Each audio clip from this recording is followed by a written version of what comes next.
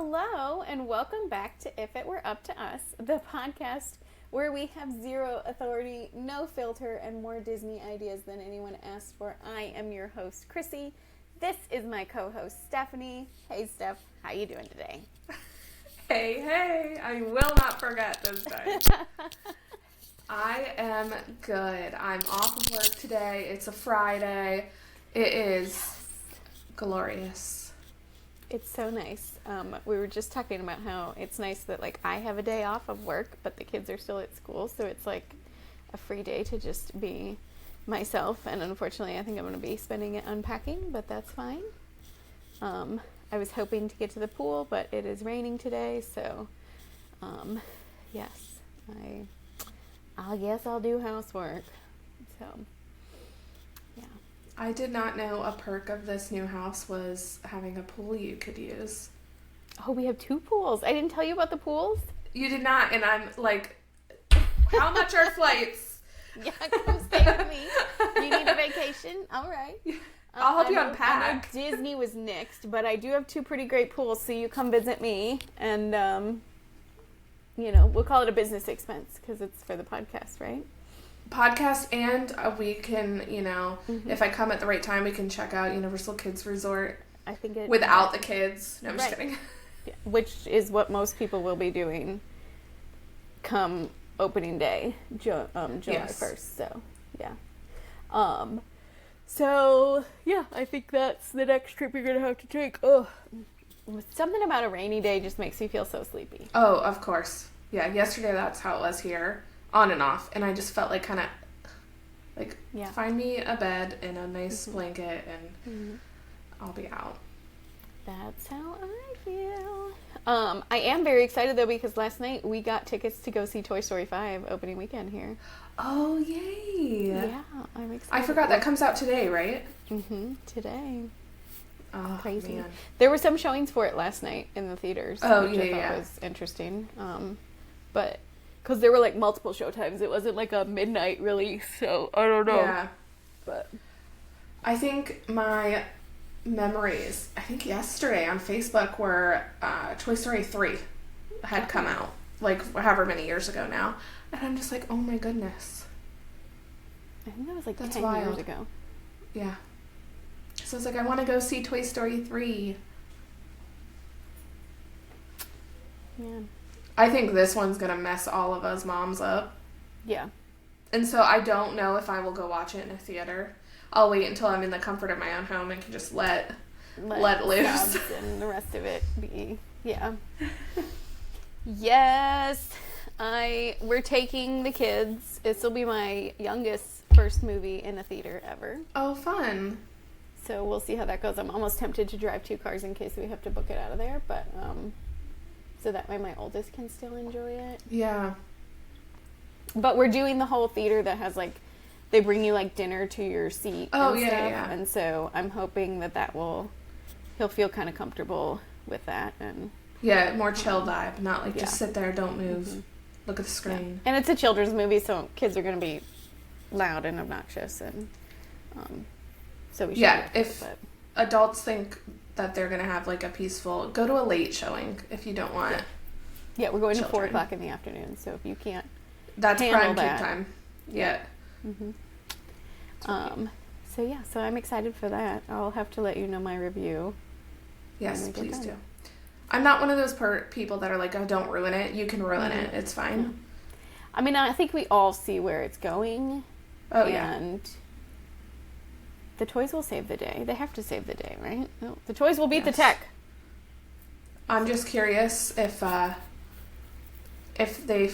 we feel at the end they're, like, making the story wrap up with the toys, or if we feel it's open-ended and, like, maybe something else could happen. Because I feel like Disney has been struggling with original movies, like, not sequels lately. So I'm wondering, they'll probably leave it so that they could if they wanted to. Yeah, and just, like, the more rapid succession of these sequels happening. Yeah. Could be interesting. When does the Moana live action come out? I thought it was like this around this time too. I wondered July 10th because all of a sudden, because we have Sirius in our car, they're playing, instead of the animated movie version, they're playing the live action version of the song. So I was like, it has to be close, otherwise, yeah. And I was like, nope. I feel like not I remember it for them me. doing that with Frozen, because I think I heard like "Let It Go" on the radio before I actually saw the movie. Yeah, I'm curious. I don't know. We'll see how that one is. I don't know how you're doing the pig and the chicken. Yeah. Well, it'll be CGI. They're not going to put a real chicken in the film. No, but it just won't be the same. Yes. That's how I felt about the live-action Lion King. Like, well, I haven't even watched it. I still have not to this day watched it, but just because I was like, this is not live action. Like, yes, it's all CGI. Like, I don't... You made it look realistic, but... Yeah, this isn't it. I don't think that one needed that kind of a remake done. Mm-mm. Hot take. But when half of your movies are literally animals... Yeah. At some point you have to do something like that, because otherwise you're going to run out of remakes to do in a live-action version, so... Do you know what remake or live action I really like, though? Which one? Aladdin. Really? I like it so much. Like, my kids actually watched that version before the animated, and they don't really like the animated one. Mm-hmm. The only part I don't like is the added song for Jasmine. That part I didn't like. That song just... I have to skip through it because it's just too much. But, no, I really do like it. I think Will Smith did a good I really job thought as you the were going to say genie. Beauty and the Beast. Oh, yeah, that one was okay. Again, I feel like the Beast was not... Mm-hmm. It didn't look right. But I can see that. We just... The only reason it came to mind is because we just watched it. Did you? Over the weekend, yeah. It was on Freeform, so...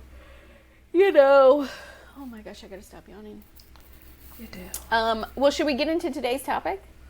Yeah. Okay. We are here back for another Planning Disney episode where we refuse to gatekeep and we share our knowledge with you as travel planners that specialize in Disney destinations. And today we are talking about the actual best time to visit the Disney parks. I think just to cover ground rules, so we're going to talk crowds, we're going to talk weather, and we're going to probably be in agreement about when the best time to visit Disney is.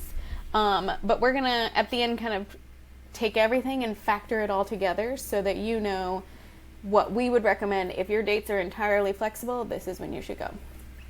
So, let's begin. So we know that the busiest time to visit Disney is the Christmas season, and it ramps up the closer you get to Christmas, but the actual busiest time to visit Disney is the week between Christmas and New Year's.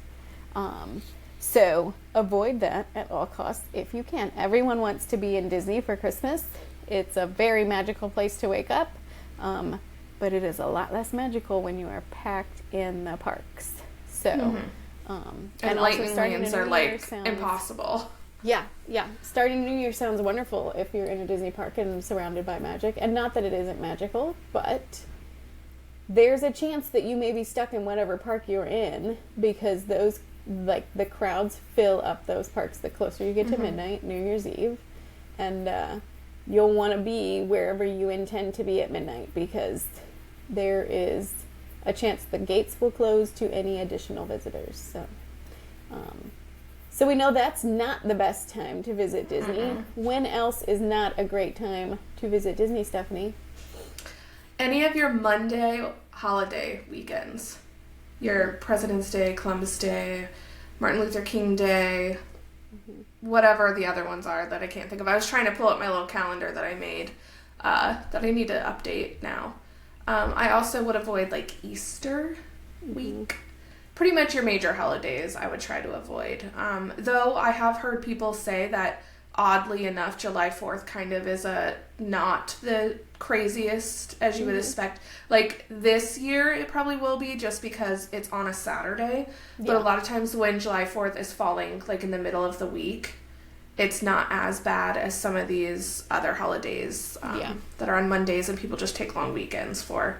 Because July 4th, if you think about it, it's more like a picnic and you want to hang out and stuff like that. Barbecue So, it's still busier, but it's the lesser of evils if it's not on a weekend. But those I would avoid around Halloween in all of Orlando, actually. Not just Disney. Yeah. Yeah. Yeah, this is why Mickey's Not So Scary Halloween Party starts in August, because it would be impossible to just do it all in October.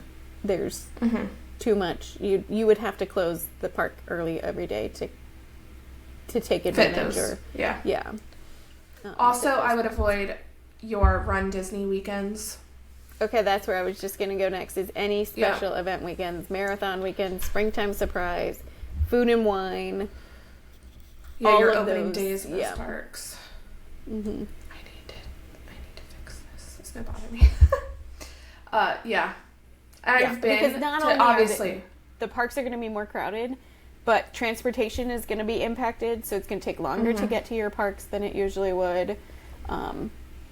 In 2 of your, like, especially marathon weekend, 2 of your days could be impacted just getting in the park and some of the park being closed. Like your Hollywood Studios, Magic Kingdom, and Epcot on half marathon and marathon days are going to be affected, especially marathon, because people take longer to complete it, so the parks are affected longer. Like half of the pathway is going to be closed to guests. That makes rope drop difficult in the morning. I would try to avoid, especially marathon weekend. I've obviously now gone during Princess weekend, half marathon weekend, and springtime surprise weekend, and it's just busier. I mean, it's not awful. I've been there other times a year where it's been worse, but if you have the ability to plan any time of the year, I would avoid those dates. Yeah, I think I agree. I think it's more impactful to pay attention to those calendars than it is, say, any of the things that happen at ESPN Wide World of Sports, because there's going to be competitions and stuff happening there all year long. Like you can't those are much smaller in comparison to the amount of people that they bring in when compared to the Run Disney events. So looking crowd calendar wise, don't worry about checking that calendar, but do check Run Disney calendar again if you can avoid and have flexible travel dates. So because not only are you bringing in the people that are actually running, but you're bringing in all of the families that tag along and, go to support. Plus all of the locals that come out to support the people that they know are running. And the volunteers, Yeah. And all the people it takes to put those things on. These people are probably extending their trip before and after. So you really kind of just want to avoid that. The week before, that weekend, and pretty much the week after. If you want to come like at the tail end, I would the Sunday it ends, I'd come like the Thursday, Friday, somewhere in there, when they kind of start wrapping it up. Yeah, because people are going to be extra tired to have walked or stayed the full week before and then do a marathon. They're going to want to peace out. So you have far more of those people that do that than you do that stay after, I think. But I've also never done a Run Disney event, so I don't know. Okay, let's talk weather. When is the best time to avoid for weather purposes? My opinion is the early fall season is really, really hot. And I think we were talking about this kind of before, in that like I went when I was pregnant in like middle of September, and I thought I was going to die. And I don't think it was because I was pregnant. I think it was just because it was that hot. Absolutely. In the park still. and you think like, oh, it's like fall season. This is Florida, people. It's still very, very hot. So I would, and I know you even said like you would even rather go like in June than you would September. Yeah. It's also, the other thing with September is hurricane season, I feel like, is always like really ramping up then for whatever reason. And yeah, I've gone in September twice, both times surface of the sun hot.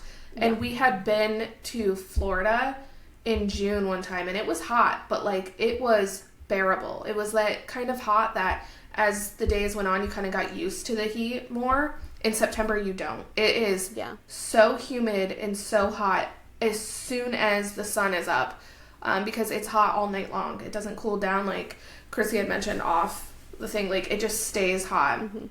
I remember we went to the only Halloween party we've gone to, and it was in September, and we were sitting on the curb waiting for the parade to start, and I have never been hotter, and it was like 10 something at night because the pavement was releasing heat.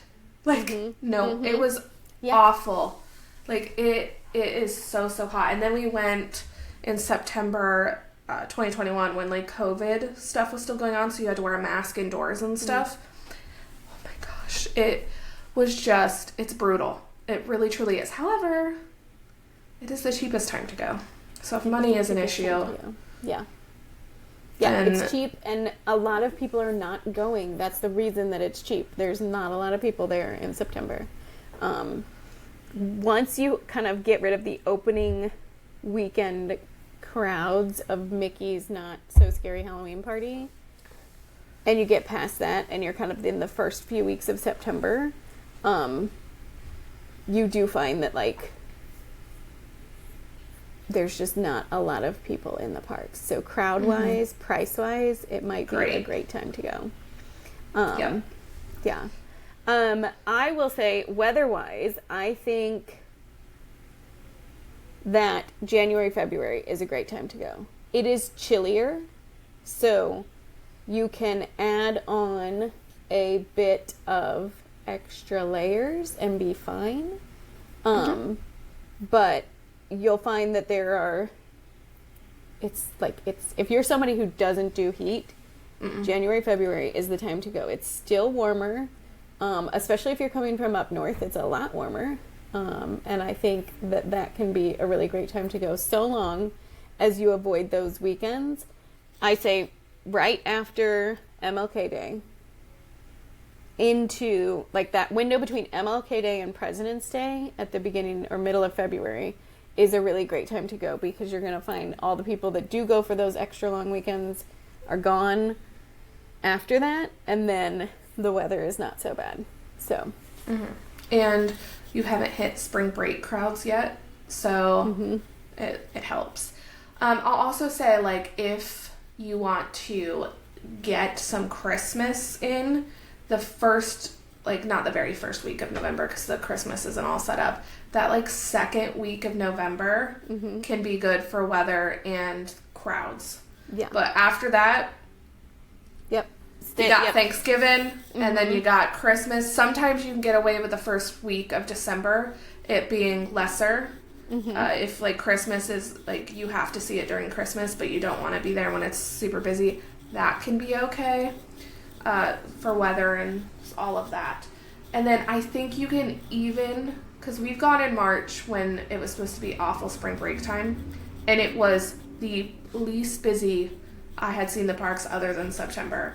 And the weather was amazing. Nice and warm during the day, cool in the shade. In the evening, you needed a light sweatshirt or a Spirit jersey, and that was perfect. But yeah, I think spring break gets a bad rap. Are there crowds? Yes.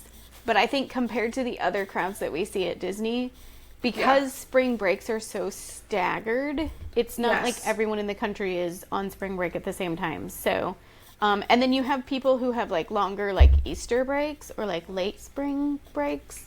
I see more and more of that happening, so I feel like it's spread out. I will say the time that we went in March was because it was my sister's spring break. We couldn't avoid like the spring break time frame. And we were actually cold. Yeah. I wore the same pants and sweatshirt every day, because I only brought one pair, not thinking it might be chilly. But it was great. I do not remember crowds being an issue. They were totally manageable. Mm-hmm. People were like, oh my god, that's such a terrible time. Because I was also going for like a travel agent thing too. Mm-hmm. And so we're like, this is going to probably, stink. It was amazing. I think that trip may be one of my favorite Disney trips because the weather was absolutely perfect. Yeah. And the crowds were not a problem. Yeah. I think that makes it a really good contender for possibly being the best time to go to Disney. All right, let's talk about the summer months that everybody says to avoid. Where do you stand on that? So lately, my stance is it's not a terrible time to go. Is it hot? Yes. But the last few summers, Disney has released promotions that have made it so incredibly budget friendly. Mm-hmm. And you're getting the water park perk. I have people going in August that only paid for whatever it was. You paid for 4-day tickets and you got 6. You got 2 days free. Yeah.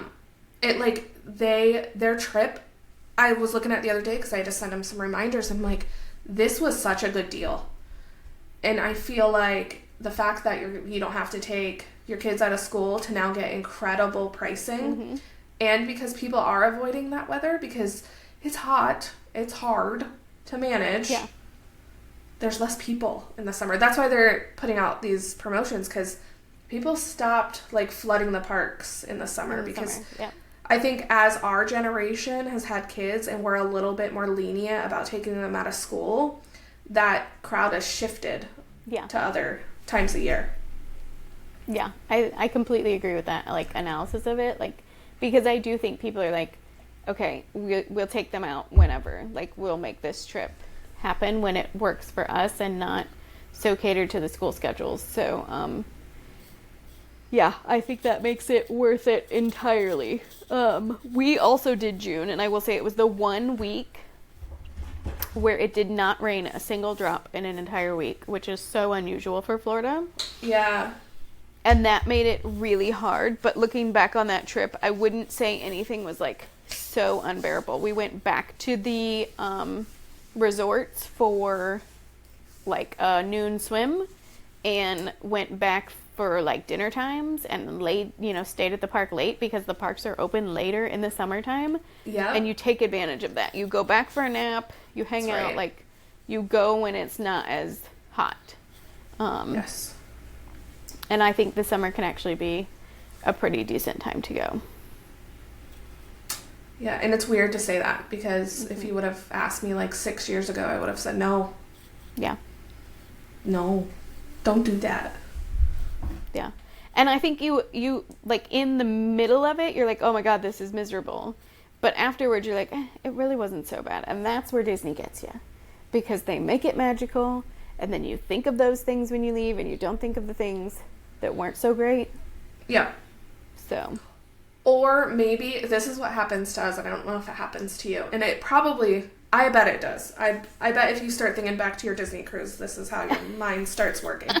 So, maybe you did have, not the best trip. Because not every trip is as good as one before. Sometimes it just, things don't work out. Yeah. And, rides are down or whatever, and you're, driving home or flying home, and you're yeah, that sucked, and this sucked, and that sucked. And then the suck is less and less as you get further away from it. And all of a sudden, you're yeah, but do you remember that whole thing with Mickey? Mm-hmm. And, we had that really good meal. And it, starts pushing it out.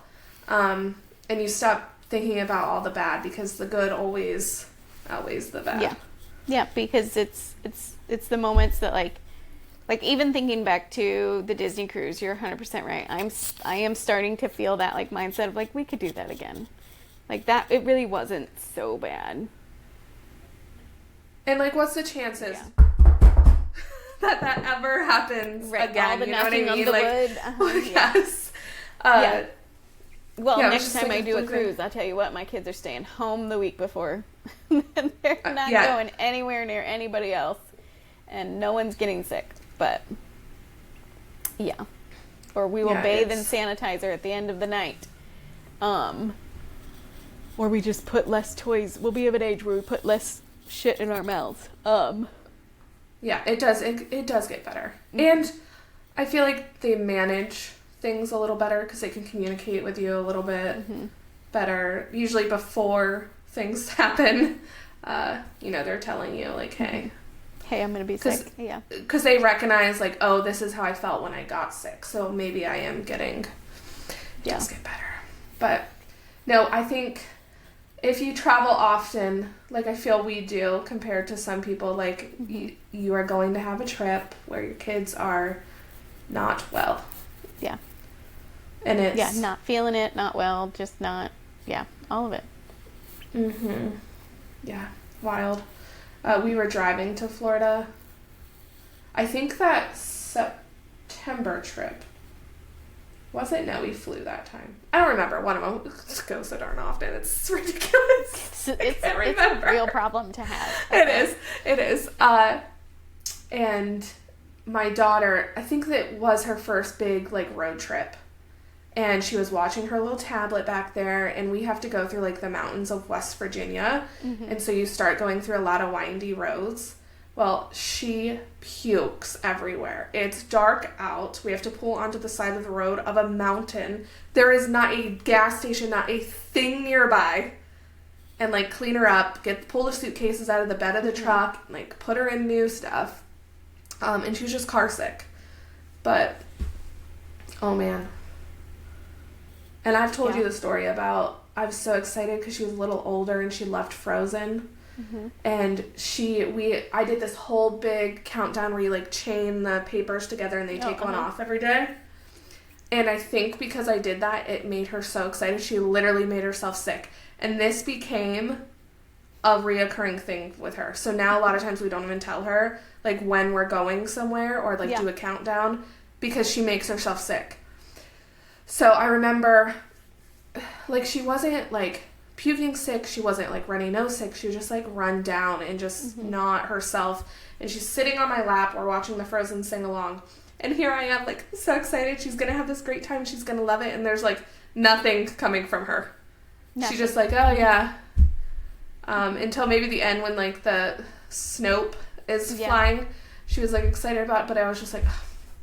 I set up this such high expectation of her reaction, and it was not. It was nothing. Yep. Yeah, I felt that way when we did. Now we're just having a whole tangent about all the things that go wrong, which has nothing to do when you actually go to Disney. But I had that. This can happen anytime. We were so pumped about Russell's Bippity Boppity Boutique pirate makeover, and he was so excited, so I splurged on the big, have like fancy costume, and then he gets in there and he wants one tiny face tattoo in his makeover. He doesn't want hair glitter, he doesn't want to be, and I was like, you know what? It is what it is. You're here, you put, like, I will take it. He was kind of overwhelmed with the whole thing, and I thought,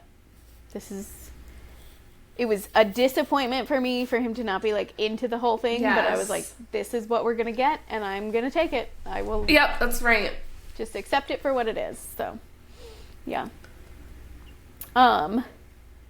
Okay, so we've talked about, like, early spring / winter, January, February, March. We've talked about summer. I think we've talked about fall. We did. And we've talked about, like, late winter. And Christmas. And I think so far, we've kind of said none of these times are the best times to go. When is the actual best time to go to Disney, in your opinion?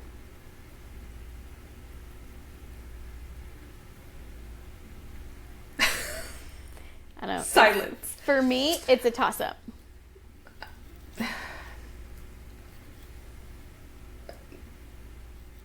I know. It's hard to pick because it's such a subjective thing based on all of, your circumstances. But when is yours? Okay, so mine is, I'm trying, when I think about the best time to go to Disney, I am factoring in all of the things that I know make a vacation great. Mm-hmm. Not overwhelming, like, not an overwhelming amount of crowds. Disney is crowded no matter what time you go. There's never going to be a time that you go and there's not going to be people in the park. That's just not a thing. So ignore the ads that Disney puts out on television. Yep. Yeah. I was like, what month didn't we talk about? No, I think we've literally talked about them all. Okay, so factor in not having an overwhelming amount of crowds, not having weather that is entirely unbearable because it is too cold or too hot. I genuinely think the best time to go to Disney is either that late kind of September phase or like middle September, which I know is like unbelievably hot, but you feel less guilty going back to the hotel because you've gotten a great deal, right? So there is that. Or, I mean, you could trade that off. Honestly, I might even say, with the way that the offers have been going lately, I'm going to say early June or spring break. Right when school lets out, or your spring break crowds, is probably the best time to go to Disney. And I'm going to say that because I think your crowds are not going to be as intense as they would, especially like considering how bad they can be at the Christmas time. You're likely to get better weather where you're not going to be at a risk of having like a hurricane or kind of that cancellation stuff factoring in for like weather. You're still going to get your pop-up showers in the middle of the day. I think March, you have the tendency to be a little bit cooler than you do in June. So I would say during spring break or right when school gets out is probably the best time when you factor in crowds and weather and the cost that it takes to go. That would be my actual best time to go to Disney. I was going to say, for us up here, our school gets out like that first week of June. Mm-hmm. And I tell families if they want to wait until the kids are out, they're going that like weekend. Yeah. Like they're leaving that weekend after and they're going and they have a great time. I also think like the beginning of May can be a very good time to go to before the southern schools get out. Sometimes that's great. But yeah, I'm not picking September just because I'm traumatized. But like I said, if budget is more important to you than weather, that's when you should go. Absolutely. Yeah, I think you're going to find it's more cost effective to go in September. Yeah. You're still going to get all of the like fall vibes. You're still hitting up food and wine. There's lots of things that are happening. I think it's a good opportunity to be able to take advantage of all of the things that do happen in fall without the like Halloween crowds and Thanksgiving, everything. I just feel like yes, it is hot. No doubt about it. But, I mean, it's Florida, people, so there is that. But I say if you've been to Disney before and you've stayed at a value resort and you're like, I want to see what a moderate resort's like, pick September when they're cheaper. And sometimes you can get really good deal on them. And then do less park days and enjoy your resort. Do a split stay, do a couple nights at a deluxe resort. Yeah. Do your park day on one of the extended evening hour days where you get to stay in the park later and the sun is not up, and just enjoy your resort a little bit more. Because I think, like we've talked about it a million times, there's such great things at the resorts and people are too worried about the parks, which I'm not saying you shouldn't be, but in September it might be good to not. And I think with the cost being so effective, or it being so cost effective in September, you can add on a couple of extra days to your stay for the same price that you would have done a 4-day trip. You can now do like a 6-day trip, and take advantage of the resort and not being in the parks, because it is like that much cheaper. That being said, though, I mean, the deal that came out where it was like 2 free nights and 2 free days for tickets was incredible. I have so many clients that are going here in July and August because of that. Yep. When I would usually say, like, hey, maybe the weather's not going to be so great, but they don't care because they've got 2 extra days that they didn't pay for. Exactly. So it's kind of the same concept in September, you know. You're not going to worry about getting all of your must-dos done in one day because you have an extra day. And that's huge for young families that want to go to the Magic Kingdom twice but don't want to miss out on one of the other parks if they're doing a 4-day ticket and having to go, okay, well, I'm not going to do Animal Kingdom. Or having even though to my kids love a zoo. Hopper, which we say, add on your park hopper. Just do the park hopper. Yeah. But, no. Yeah. Yeah, I think the summer is a great time to go. September is cost effective, or March.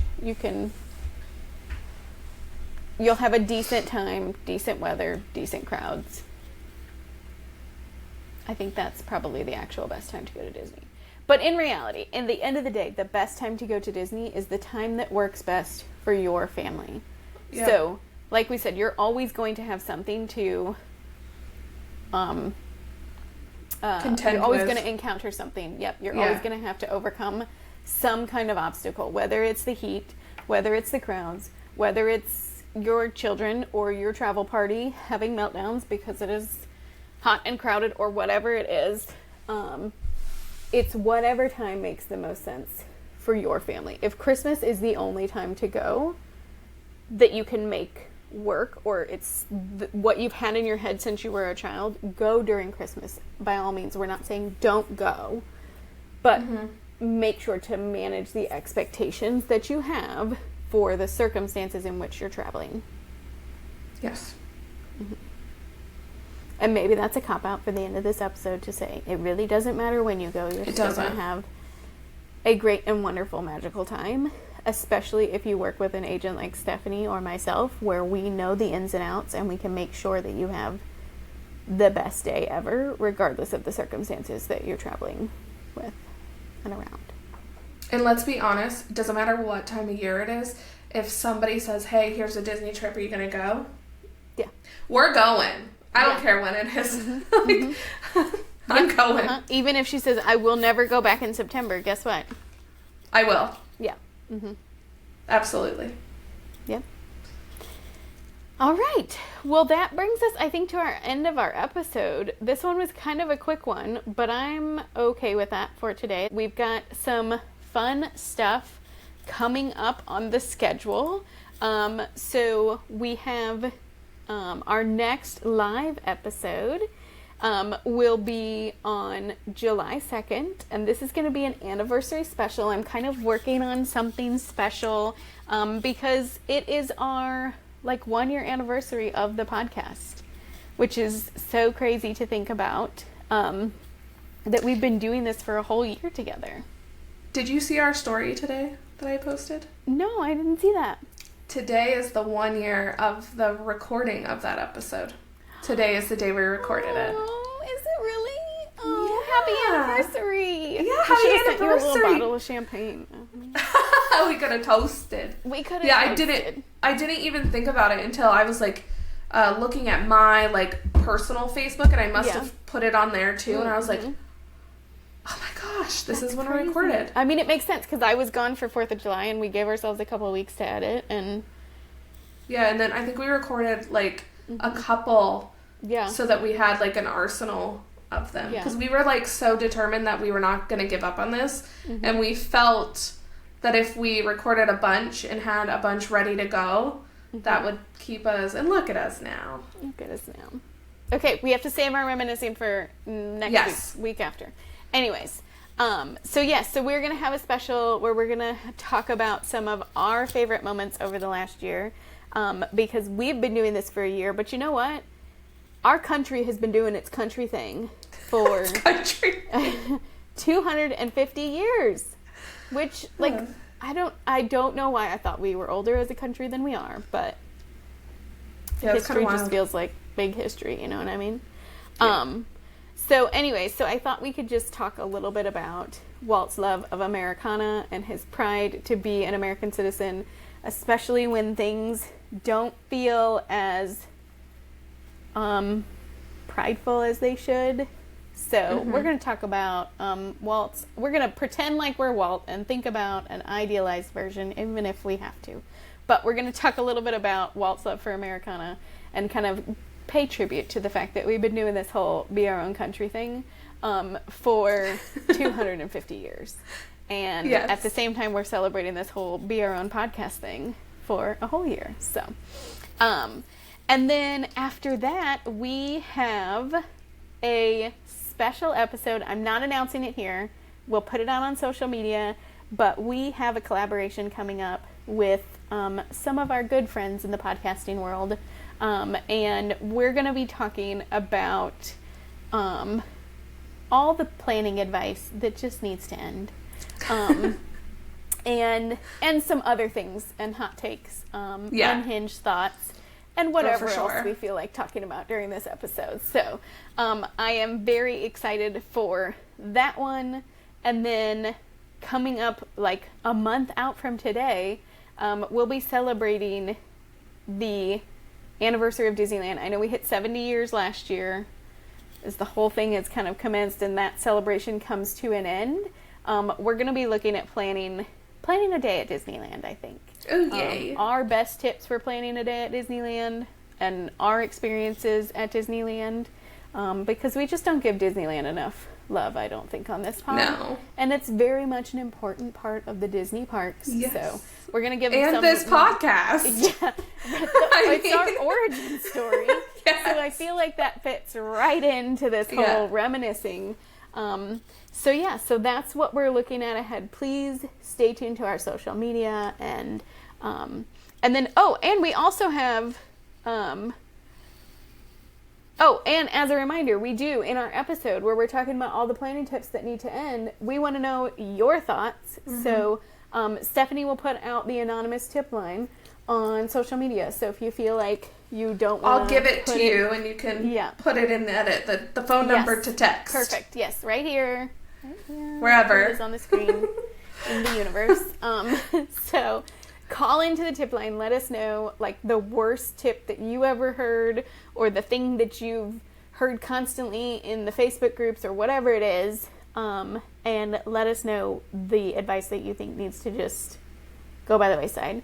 Okay, I think that's it for what's coming up next. Okay. If it were up to us, well, you'll just have to listen.